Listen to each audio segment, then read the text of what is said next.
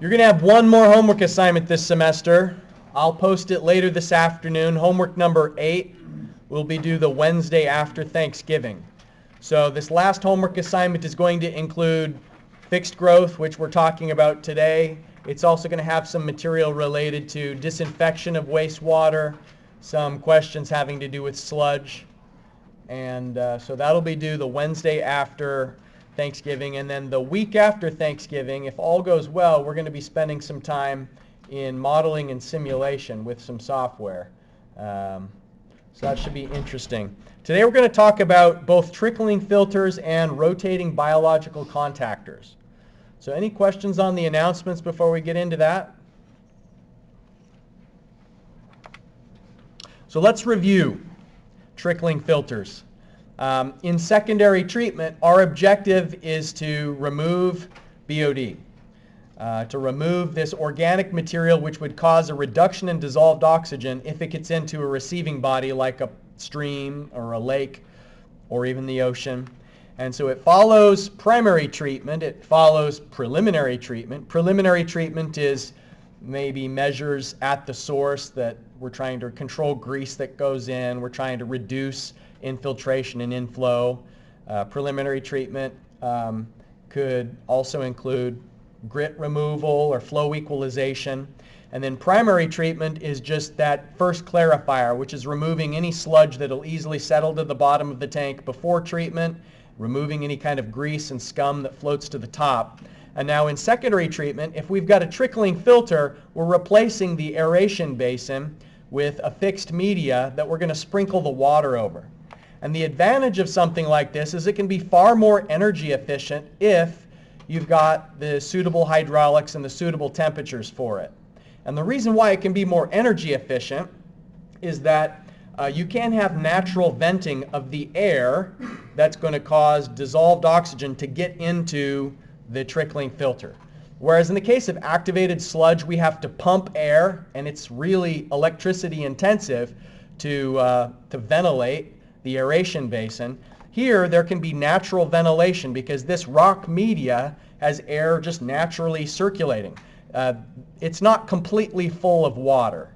You're spraying the water so that there's just a thin film of water that's sprinkling down over the rock, and this arm is going to rotate around kind of like a sprinkler.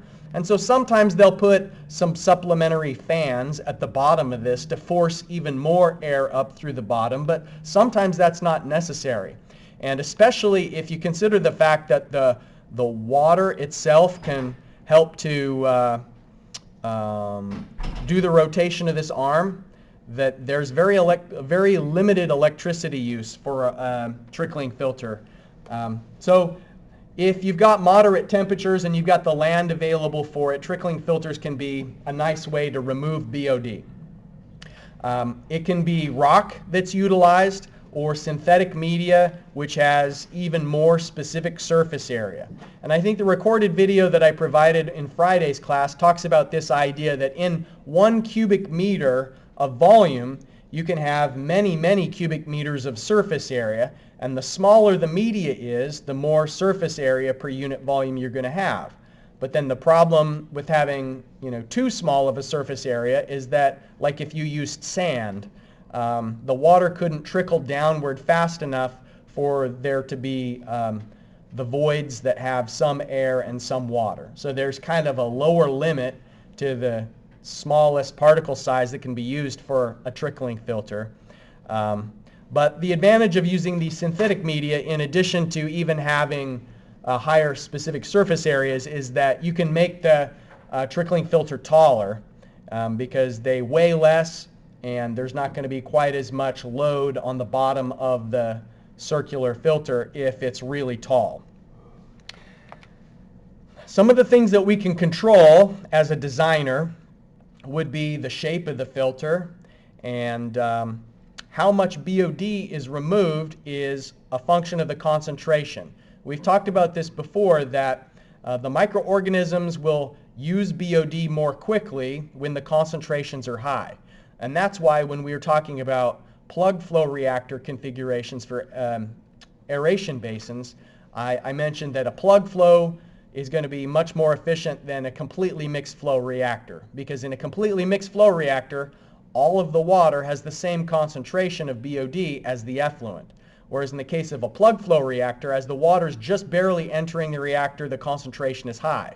Now the same principle applies in the case of a trickling filter, that the water that's at the top of the trickling filter is going to have a lot of BOD in it, and as the water trickles downward, the microbes that live in a slime layer on the outside of that rock or plastic is going to be, in effect, reaching out and grabbing some of the BOD, and the concentration is decreasing. But we can do recirculation in trickling filters as well, and that allows us to have some control over the liquid loading onto the trickling filter as well as the concentration of the BOD. So this hydraulic loading rate, you can see the units of it are going to be cubic meters per day per square meter of filter surface area. And the surface area that we're talking about there is a top-down view of the area, of like the plan view, not necessarily the surface area of the rocks that, or the outside surface area of the media. We're just talking about the top-down area. And so a typical, by the way, if you cancel out the units here, because you've got cubic meters per day per square meter, then that's effectively meters per day. So sometimes you'll see hydraulic loading rate expressed in meters per day, which looks like a velocity, but what it really is the flow rate per surface area. So just to keep the rocks wet and to keep the slime layer from drying out, you need to have a minimum rate in the range of 25 to 60 meters per day, depending on changes in humidity and temperature. So if you've got humid climate with low temperatures, then you'd need less of a wetting rate. If you're in a very arid climate during the summertime, you may have to spray more of the water over the rocks to prevent the slime layer from drying out. And you don't want that to happen. You don't want the slime layer to dry out, because those microorganisms have to be kept alive. They're the ones who are removing the BOD, and so they have to be in a wet, moist environment for that to happen. But by the way, the evaporation wouldn't be the worst thing in the world. You know, it's reducing your overall volume of water that has to be disinfected and has to be pumped. And so if you have evaporation in the trickling filter, then you can just consider that as an added bonus. It's not a negative thing at all. The BOD that comes in, we don't have control over the concentration of the food, and I mentioned that during the quiz solution, that in F to M ratio we can't control the food, and the same thing is true in a trickling filter. The incoming BOD concentration is just going to vary depending on what kind of municipal characteristics there are, depending on the time of day. But what you can control is how much of the incoming flow is mixed with the stuff off the bottom of the trickling filter. And so you can kind of dial in the strength of the wastewater through the ratio of recirculation. And so that recirculation ratio has secondary effects. So recirculation effectively says that if we take a portion of the flow and send it back up and spray it downward, then that gives us infinite control over the hydraulic loading rate into the trickling filter. You know, even if you only have 1 liter per second, just to use an extreme illustration, if you have 1 liter per second coming in and 1 liter per second going out, you could still have 100 liters per second being sprayed over the filter, depending on how much is recirculated. And so, I mean, you'd lose a little bit to evaporation along the way, but the point is that there's no strict limit on how much water is loaded into the filter as long as you're recirculating. And the advantage of doing that is it increases the amount of time that the average water molecule spends inside this system.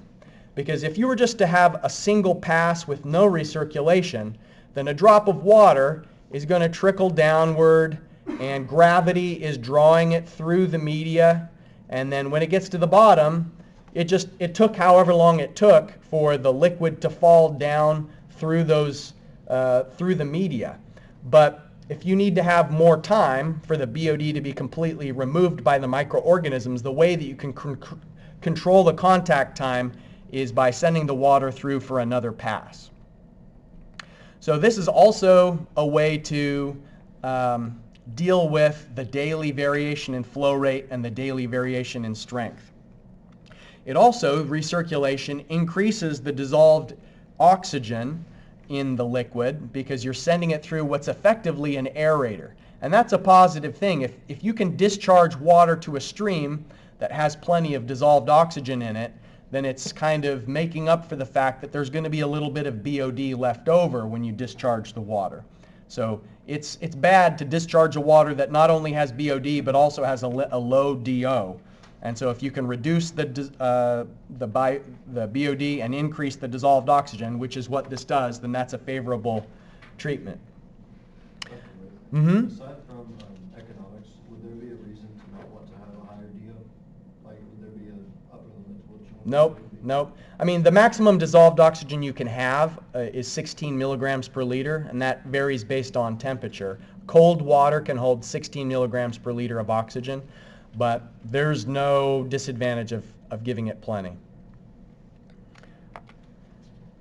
Okay, so this parameter, recirculation ratio, is just the flow rate of recirculated water divided by the overall wastewater flow rate. So this would be Q sub R, this arrow, and then Q would be both the inflow and the outflow rate.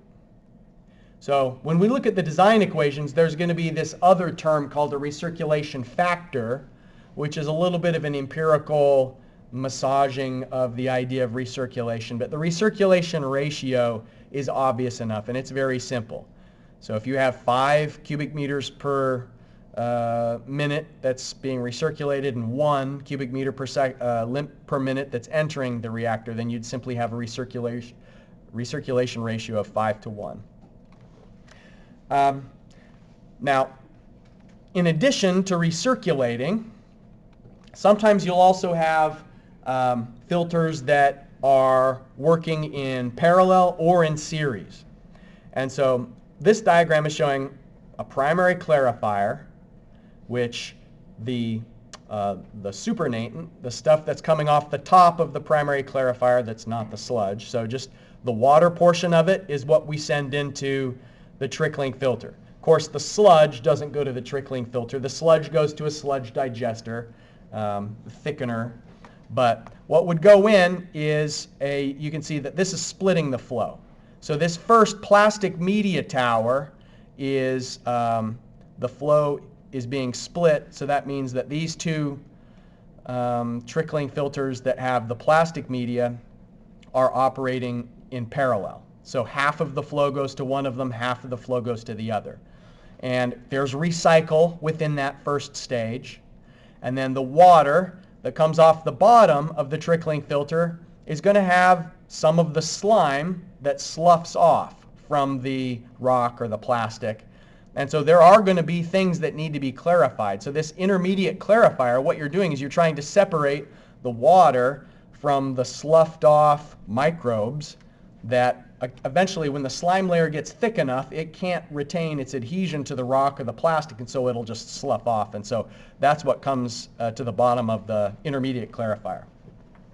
Now, a portion of that water could be introduced for recycle, but then this second rock trickling filter is kind of a polishing stage. And so a lot of old trickling filters that were only rock media, sometimes when they have more flow coming in than they used to, or if they are now having to achieve a higher standard of removal, they'll keep the old trickling filter just as a polishing stage, and then they will also add a plastic media filter on top of it, because that's kind of going to allow you to go taller, because the plastic media is not so heavy. You can go taller and it uses less land area, and in a retrofit situation that could be important.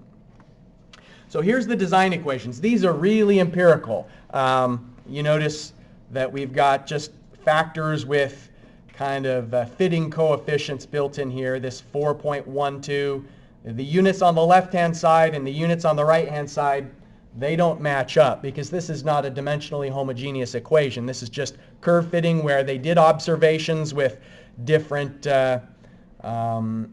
size trickling filters, and what they calculate from this is the efficiency of removal. So E is the fraction of the BOD that's removed, and that's assuming 20 degrees Celsius. If your water is at a different temperature than that, then you can apply a correction factor to find out the efficiency of removal at whatever temperature that you actually have. So the order that these calculations would go in is you start by calculating the recirculation ratio, and then you would calculate the recirculation factor from that. And once you have the recirculation factor, you'd put that and the volume, the flow rate, the inflow concentration into the first stage efficiency equation. And once you find out the effect of the first stage, then you'd find out how much BOD is coming out of the first stage. And that is what goes into this CE1. That's the concentration of the effluent from the first stage is the inflow concentration for the second stage. So I think the best way to get a feel for this kind of calculations is for us to try one out. And so let's look at this trickling filter where we've got a two-stage trickling filter, and in the first stage, they're both equal diameter, equal height. So we're going to be able to calculate, for example, a single volume from that. Let me just, to speed things up, put some of these parameters on the board, and that'll allow us to hone in on the new material here. So, for example, we've got the recirculation flow rate that we're going to be using here is 0.017361 cubic meters per second, and then the overall system flow rate is 0.006944 cubic meters per second. Now, based on the diameter and the height, the volume of each of these trickling filters is 567.45 cubic meters. Okay, so we first need to calculate the recirculation ratio. QR to Q is 2.5. So if you have the recirculation flow rate and divide it by the overall system flow rate, it's 2.5. So what I'd like you to do now is calculate F. So you do that. Calculate F and then calculate E1. And we'll look at what that means for once you've calculated E1, we'll do the temperature correction and find the effluent concentration. But substitute in the concentration, the recirculation factor, the volume, the flow rate, all of this into the formula for E1. And by the way, the units that you need here, Q should be in cubic meters per second, which it is. And the C in milligrams per liter is good. So that's what, you don't have to do any separate units conversion. So you can just substitute in the volume in terms of cubic meters and calculate E1.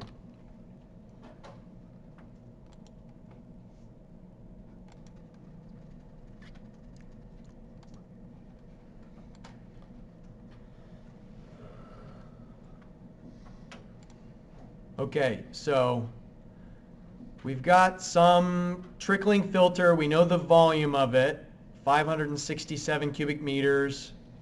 We know the recirculation ratio is 2.5. You calculate the recirculation factor, 2.24.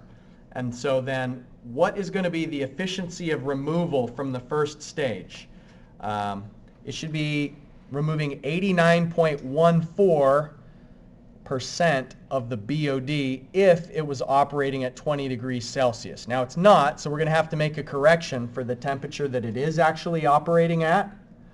But if this filter was operating at 20, then it would remove 89% of the BOD. So you can see that in this empirical equation, what we've substituted in is the flow rate, and that's the system flow rate. That's not the recirculation flow rate. The incoming concentration of BOD, the volume of it, and then the recirculation factor. So any questions about this first step of calculating E1? Okay, so now let me ask you, if we've got colder conditions, it's at 17 Celsius, do you think that the bugs are going to be more effective at removing BOD at cold temperatures or less effective? They're less. Yeah, they slow down in cold weather, just like me and you. So what this equation is going to do is we're going to have 17 minus 20 in the exponent. And so our effectiveness at the actual temperature of 17 degrees Celsius should be lower. So we said it's going to remove 89% if it's a balmy 20 degrees Celsius, but because it's cooler, we're expecting that the efficiency of removal should be lower. So that's what this next step shows, is it shows that if the efficiency at 20 is 89.14%, or as a decimal 0.8914, then 1.035 to the power of -3 means that reduces our overall efficiency at the cooler temperature to 80%. That's a pretty big hit from having cold weather. But it is what it is. And if you put it into this equation for the effluent, so the concentration of the water that comes out of the bottom of this first stage is going to be 31.36 milligrams per liter. So that's the concentration of BOD. So it really took a lot of BOD out of the solution here. It came in at 160, and it's going out at 131. I'm sorry, at 31.3. So any questions on this first part of it? Okay, so now this 31.36 is the inflow for our second stage. So let's see, stage 2. We know the efficiency factor of the first stage at the actual temperature. So that's the 0.8040. We need to have that in this formula for the efficiency out of the second stage. 0.8040 is here. Q is the same. The system flow rate's the same. The C effluent from the first stage was 31.36 milligrams per liter. And what we said is that both of our trickling filters are the same size. And so that doesn't necessarily have to be the same. I mean, I could give you a homework problem where the two volumes are different, and I probably will. You could have a homework problem where the recirculation ratios are different between the first stage and the second stage. And so there could be volume 1 and recirculation factor 1, and then there'd be volume 2, recirculation factor 2. So they could be independent of each other. Here it's the same, just for simplicity. So if we look at what's happening in the second stage, okay, so here in the second stage, we're putting in the efficiency of removal of the first stage. The concentration of the waste that comes out of stage 1 is what goes into stage 2. And so this second stage is going to remove 78.42 if it was at 20 degrees Celsius. So it too has its performance degraded by being at the cooler temperature. So we have to apply this correction for the temperature difference, and that knocks the efficiency of removal down to 70.7%. Now here, let me ask you a question. Why is it that the first stage was more efficient than the second stage? The first stage was removing 80% of the BOD, and the second stage is only removing 70%. Because there was more BOD in the first stage. So remember, the rate of removal and even the efficiency of removal depends on the amount of waste that's present. So when there's a lot of food, the bacteria are acting very quickly, and they can remove a greater fraction of it. So it's kind of the law of diminishing returns. Maybe you've heard about it in the idea of traffic flow, that if you've got 7 lanes and you add an 8th lane, you're not actually adding that much additional capacity because you're kind of at that point of diminishing returns. So here, the second stage is 70%. If we added a third stage, we could run this again with a third stage. We'd find that because the BOD coming out of the second stage is so low, we've only got 9.18 milligrams per liter. There's not much BOD in that water anymore. So it would maybe be even difficult to sustain a third stage. That maybe wouldn't be enough food to even get a slime layer growing on the media. So that's trickling filters. Now in the 2 minutes that, by the way, any questions on this before I tell you about RBCs? Whenever you get down to that low, if you were wanting to remove even more than that, to do that, would you want to have a smaller tank? I don't know. A smaller tank wouldn't do it. Like you're talking about a smaller trickling filter? Right. No. I mean, you could test that out. If you had a reduced volume here, then the removal wouldn't have been as good. So bigger tanks still get you more removal, but it's the rate that's declining as the concentration decreases. All right, so this is basically just what it looks like. You've got a disc that's rotating through a trough of water. And so rather than sprinkling the water over the top of a rock media or a plastic media, here you've got a bunch of little plastic membranes that the slime grows on this plastic membrane, and then it's kind of circulating around in the water. Eventually, the slime layer gets so thick that it sloughs off, that a portion of it will slide. You know, it can't attach to the plastic any longer, and then it'll get down into the water. But there's basically like a long swimming pool, and here they've isolated the different pools because of that mimicking a plug flow reactor. If you've got isolated pools and then you're taking the water from one to the other, then the concentration of the waste would be high here, and the rate of removal is faster than if it was all continuously mixed at the same concentration. But it's just a difference in where the fixed film lives and how you're bringing the fixed film into contact with the air and the water. So how does the fixed film get in contact with air? Well, it's only submerged part of the time. You know, part of the circular filter is up into the air, part of it is submerged into the water, so it rotates at a rate that's just fast enough to keep the layer wet and then to allow for appropriate oxygenation. So it's just another tweak that they've figured out to even further reduce the electricity consumption that can be required for secondary treatment. All right, we're out of time for today. I'm going to post a homework 8 this afternoon, maybe tomorrow, but it'll be posted on Blackboard, and then you'll have plenty of time to work on that. See you Wednesday.